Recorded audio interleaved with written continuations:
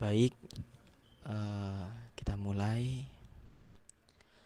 Assalamualaikum warahmatullahi wabarakatuh. Om Swastiastu, Namo Salam Budaya. Perkenalkan, nama saya Ahmad Ridho Yabirrahman, NIM 190 10138. Saya sebagai moderator untuk kelompok 1 yang akan menyajikan dukungan psikologis awal atau DPA untuk guru dan siswa di masa pandemi COVID-19. Ada pula juga rekan-rekan dari kelompok kami. Berikut nama-nama yang ada di share screen. Ada Kavana Vanka, NIM 190 541 100 135, dan saya sendiri.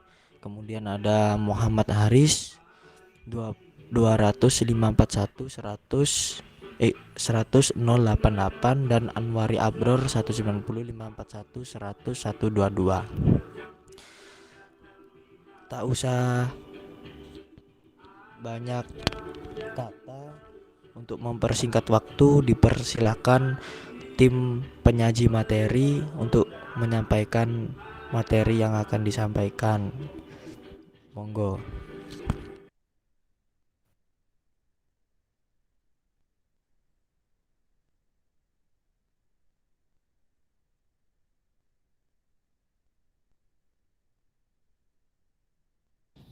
Oke, Assalamualaikum warahmatullahi wabarakatuh. Di sini saya akan menjelaskan sedikit materi ya. Yang pertama, dukungan psikologi awal. Dukungan psikologi awal atau DPA adalah suatu bentuk dukungan psikososial. DPA sendiri merupakan serangkaian keterampilan dasar yang praktis dan bertujuan untuk mengurangi dampak negatif stres, mencegah timbulnya gangguan kesehatan mental yang lebih buruk yang disebabkan oleh bencana atau situasi krisis, dan memperkuat proses pemulihan. Next.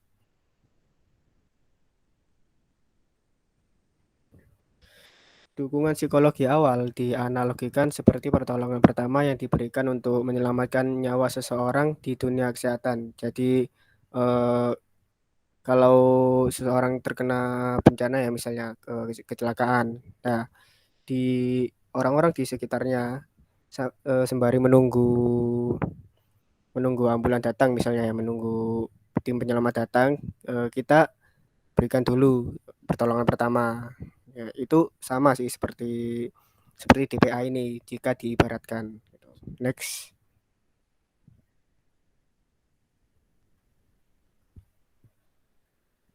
Oke, pada konteks kesehatan mental, setelah seseorang mengalami suatu peristiwa sulit atau traumatis, proses bercerita pada orang lain tentang penghayatan yang dirasakan akan membantu orang tersebut untuk mengurangi tekanan psikologis yang dirasakannya, sehingga tidak terjadi gangguan psikologis yang lebih berat, menurut Cahyono 2015.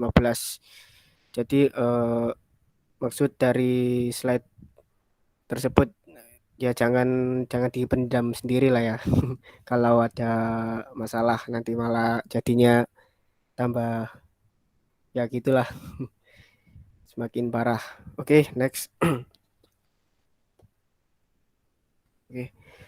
DPA dilakukan dengan beberapa asumsi dalam Cahyono 2015, yaitu satu diantaranya, orang yang memerlukan dukungan mampu melakukan hal sederhana untuk membuat keadaannya menjadi lebih baik dan mencegah terjadinya gangguan psikologis yang lebih berat.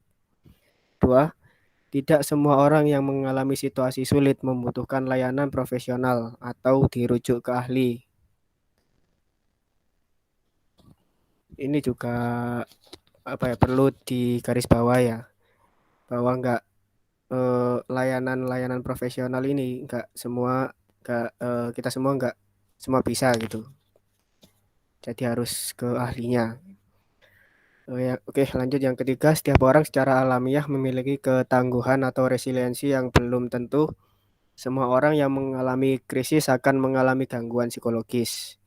Yang keempat, tidak semua orang yang mengalami situasi sulit atau pandemi seperti ini bisa mendapatkan layanan profesional baik secara individual maupun kelompok. Apalagi masyarakat di daerah 3T yang minim tenaga kesehatan mental. Oke, next. Oke, sekian saya kembalikan ke moderator. Baik, terima kasih rekan saya Kavana Vanka. Selanjutnya penjelasan tentang DPA diberikan kepada dan oleh siapa akan dilanjut oleh rekan saya. Selanjutnya dipersilahkan.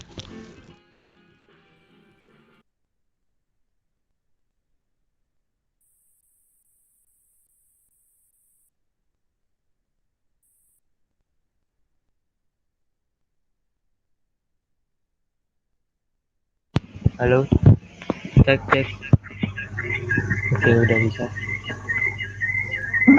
DPA bisa diberikan kepada siapa saja yang membutuhkan dukungan karena tekanan psikis yang dialami, misalnya stres dan lain-lain. DPA juga dapat diberikan secara individual maupun kelompok.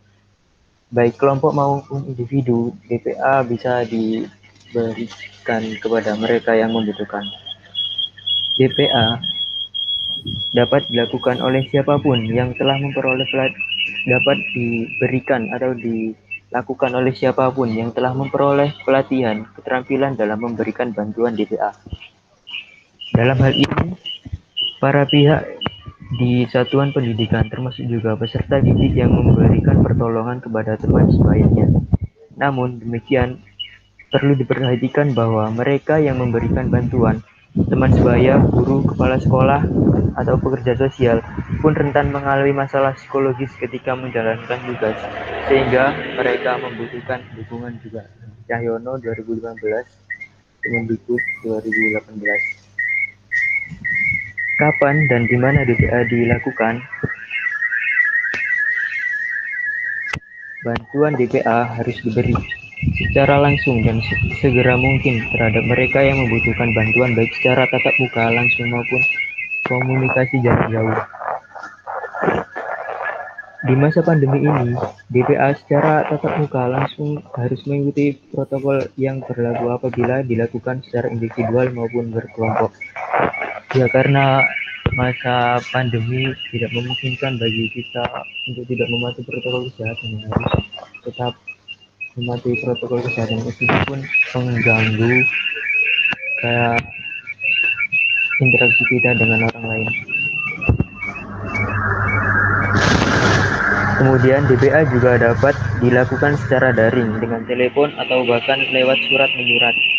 Namun prinsipnya ialah seseorang yang membutuhkan bantuan tidak menyimpan tekanan emosi atau stres tersebut secara berlarut-larut yang dampaknya justru buruk. Hal penting yang perlu diperhatikan yaitu jika DPA dilakukan secara individual, maka perlu memperhatikan aspek perlindungan anak. Salah satunya dilakukan di ruang yang tidak tertutup rapat sehingga masih bisa diamati dari luar untuk mencegah tindakan kekerasan. Baik, selanjutnya saya kembalikan ke moderator.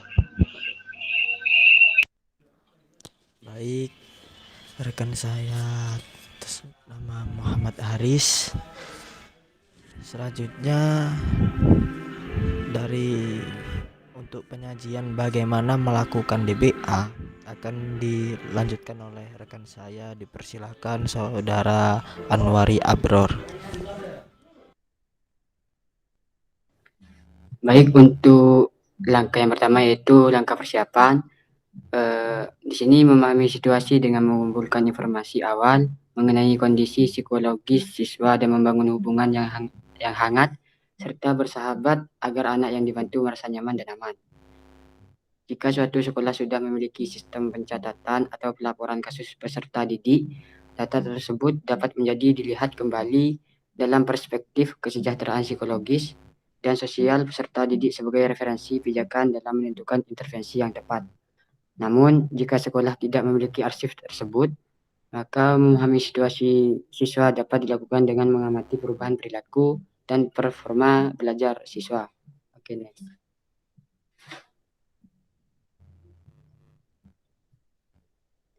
Baik, selanjutnya amatilah siswa yang saat proses belajar mengajar mengalami hal-hal berikut. Yang pertama, kesulitan mengelola emosinya, menjadi lebih agresif, kasar, ataupun lebih pemurung. Yang kedua, menolak untuk melakukan kegiatan rutinitas seperti belajar jarak jauh atau belajar kembali ke sekolah. Selanjutnya, mengalami sakit secara fisik atau terlihat lesu, pucat, lusuh. Dan yang terakhir, sulit berkomunikasi atau berinteraksi dengan guru dan teman sebaya. Oke, next. Baik, di langkah yang kedua ini yaitu langkah inti, di mana guru dapat melakukan pengamatan secara massal kepada seluruh peserta didik di kelasnya. Namun, guru juga dapat mendahulukan siswa yang terganggu psikososialnya berdasarkan hasil penelusuran informasi awal. Untuk memahami situasi peserta didik, siswa dapat diminta untuk mengisi lembar kuesioner kekuatan dan kesulitan diri anak atau Strengths Difficulties Questionnaire atau bisa disingkat dengan SDQ, sehingga guru dapat memetakan kondisi serta kebutuhan psikologis dan sosial siswa. Oke, next.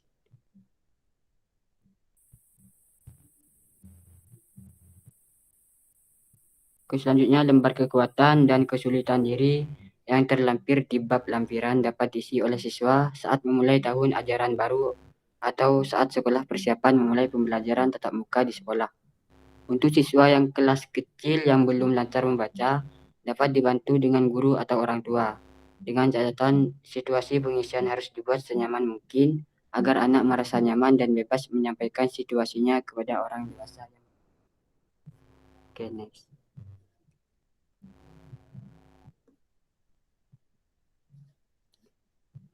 Dalam pedoman DBA dari Kemendikbud 2018 dijelaskan bahwa kuesioner ini merupakan alat identifikasi dini singkat yang terdiri dari 25 pernyataan dan digunakan untuk mengukur permasalahan anak secara emosional, hubungan dengan teman sebaya, perilaku mengganggu, hiperaktif dan tidak fokus, serta ketidakpedulian. Oke, next.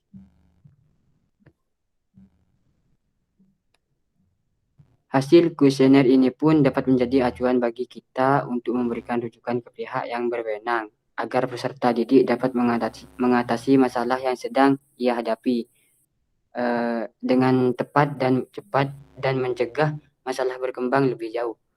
Kuesioner ini dan panduan pengisian yang berisikan penghitungan, skor serta interpretasi dapat dilihat di lampiran Kemendikbud 2018. Oke, selanjutnya saya kembalikan kepada moderator.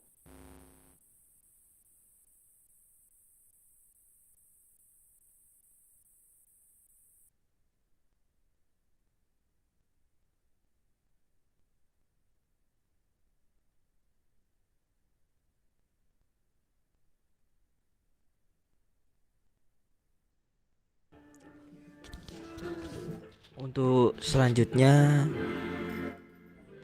dari identifikasi dini ini adalah juga bagian dari pemberian dukungan psikososial awal.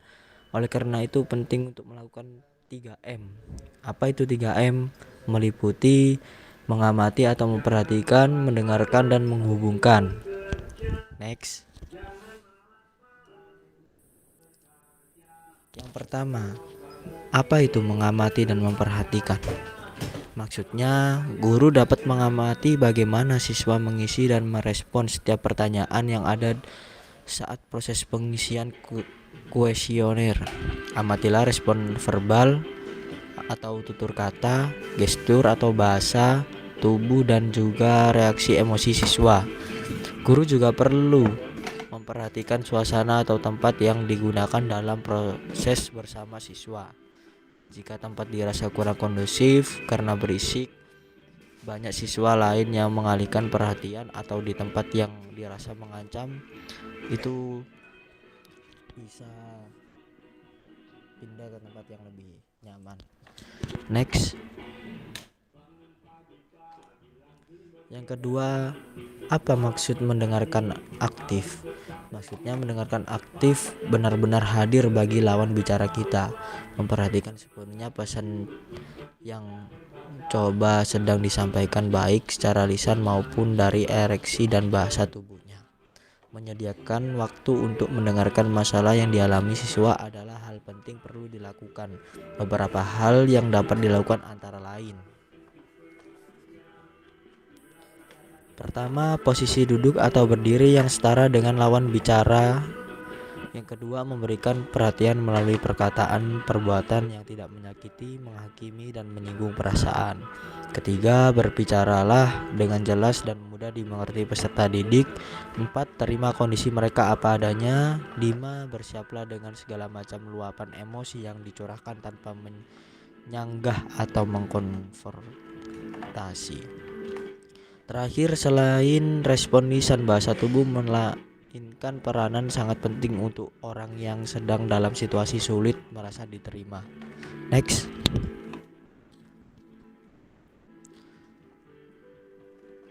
Poin ketiga, maksud menghubungkan. Di sini maksudnya pada tahap ini guru maupun teman sebaya yang memberikan DPA adalah memberikan bantuan kepada peserta didik agar dapat berpartisipasi aktif untuk menyelesaikan masalah dengan merencanakan tindakan yang diperlukan. Adapun aktivitas yang dapat dilakukan dalam langkah ketiga ini adalah next.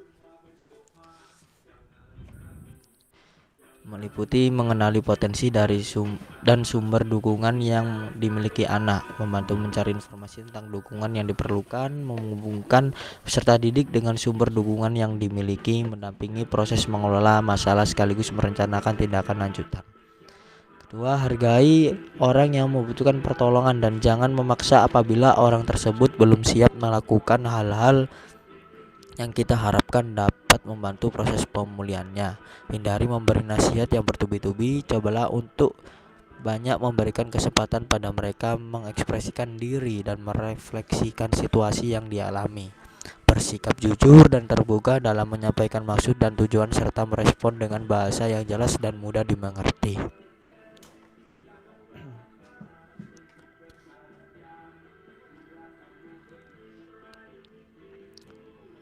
Hal yang tak kalah penting yaitu jadilah contoh nyata dalam keseharian, terutama jika orang dewasa sedang memberikan pertolongan pertama psikologis atau DPA kepada anak. Misalnya ketika mengajarkan anak untuk mengekspresikan dan menceritakan emosinya, ada baiknya jika guru pun memberi contoh dan membiasakan diri menceritakan emosi yang dirasakan kepada siswa.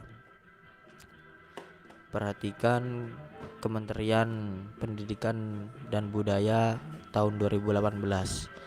DPA bukan usaha yang memaksa peserta didik untuk memberikan informasi secara detail mengenai masalah yang dihadapi.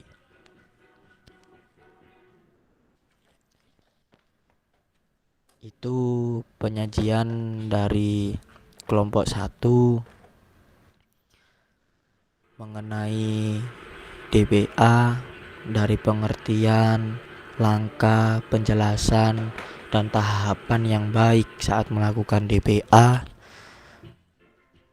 dan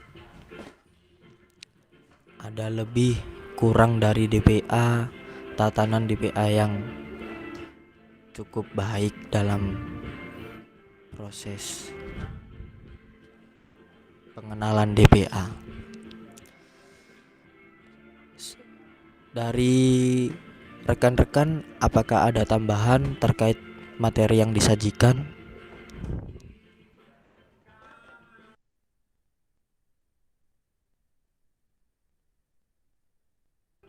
Saya rasa tidak ada tambahan dari teman-teman presenter. Untuk